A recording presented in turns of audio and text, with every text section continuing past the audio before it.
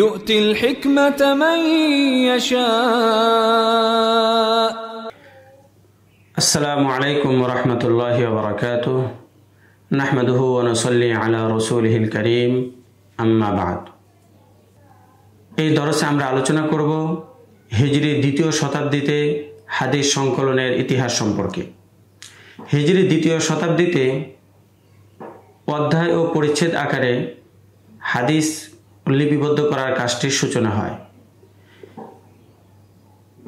এই শতাব্দীতে প্রায় 20টি হাদিসের কিতাব রচিত হয়, যেগুলির মধ্য থেকে প্রসিদ্ধ কিছু কিতাবের নাম আমরা এখানে উল্লেখ করব। হিজরি দ্বিতীয় শতাব্দীতে রচিত হাদিসের গ্রন্থগুলির মধ্য থেকে 1 নম্বর হলো কিতাবুল আসার লি আবি হানিফা রাহিমাহুল্লাহ তাআলা। এটি ইমাম আবু হানিফা রহমাতুল্লাহি আলাইহি রচনা করেছেন। তিনি 40,000 হাদিসের মধ্যে থেকে বাছাই করে এই কিতাবটি সংকলন করেন। এই কিতাবের স্থান ও মাকাম অনেক উঁচু। এই কিতাবের অনেকগুলো নুসখা রয়েছে, যেমন বিরেওয়ায়াতে ইমাম আবি ইউসুফ, বিরেওয়ায়াতে ইমাম মুহাম্মদ, বিরেওয়ায়াতে ইমাম জুফার। হযরত ইমাম আবু হানিফা রহমতুল্লাহি আলাইহির এই কিতাব থেকে ইমাম মালিক রহমতুল্লাহি আলাইহি নিজেও ইস্তেফাদা করে আল মুআত্তা কিতাব লিখেছেন।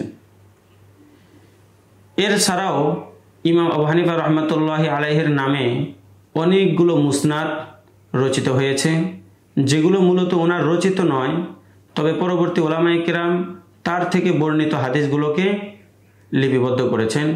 এরকম অনেক মুসনাদ ইমাম আবু হানিফা রহমতুল্লাহি আলাইহির সাথে সংশ্লিষ্ট রয়েছে। পরবর্তীতে আল্লামা খাওয়ারিজমি রহমতুল্লাহি আলাইহি তিনি সকল মুসনাদকে একত্রিত করে জামিউ মাসানিদিল ইমামিল আযম নামে একটি গ্রন্থ রচনা করেন। হিজরি দ্বিতীয় শতাব্দীতে রচিত হাদিসের দ্বিতীয় গ্রন্থ হলো আল মুআত্তা লিল ইমাম মালিক রাহিমাহুল্লাহ তাআলা। ইমাম মালিক রহমতুল্লাহি আলাইহির রচিত মুআত্তা কিতাব, যেটা এখনও বহুল প্রচলিত ও প্রসিদ্ধ।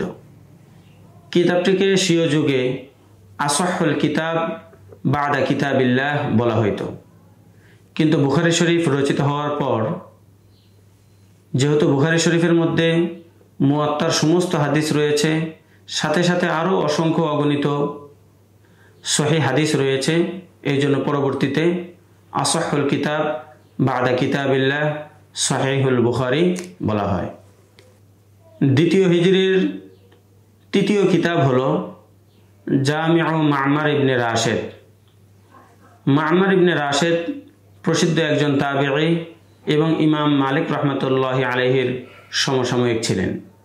তার এই কিতাবের মধ্যেও অনেক হাদিস লেখা হয়েছিল, যেটা স্বীয় যুগে অনেক প্রসিদ্ধ ছিল, কিন্তু বর্তমানে সেটা দুষ্প্রাপ্য। দ্বিতীয় হিজরি শতাব্দীতে লিখিত চতুর্থ কিতাব হলো জামিউ সুফিয়ান ইবনে সাওরি। প্রসিদ্ধ তাবিঈ ইমাম সুফিয়ান ইবনে সাওরি রচিত কিতাব।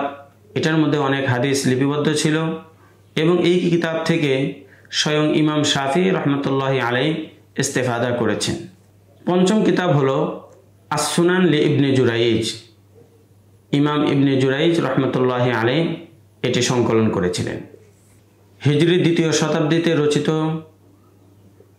অন্যতম ষষ্ঠ কিতাব হলো আস-সুনান লি ওয়াকি' ইবনুল জাররাহ। হিজরি দ্বিতীয় শতাব্দীতে রচিত গুরুত্বপূর্ণ সপ্তম কিতাব হলো কিতাবুজ জুহুদ লি আব্দুল্লাহ ইবনুল মুবারক রাহিমাহুল্লাহ তাআলা।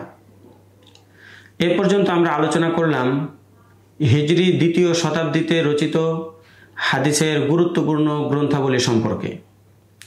পরের দরসে ইনশাআল্লাহ আমরা আলোচনা করব হিজরি তৃতীয় শতাব্দীতে হাদিস সংকলনের ইতিবৃত্ত এবং সেই যুগের প্রসিদ্ধ কিতাবগুলো সম্পর্কে।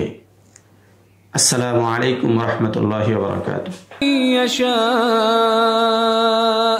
ومن يؤت الحكمة فقد أوتي خيرا كثيرا وما يذكر إلا أولو الألباب.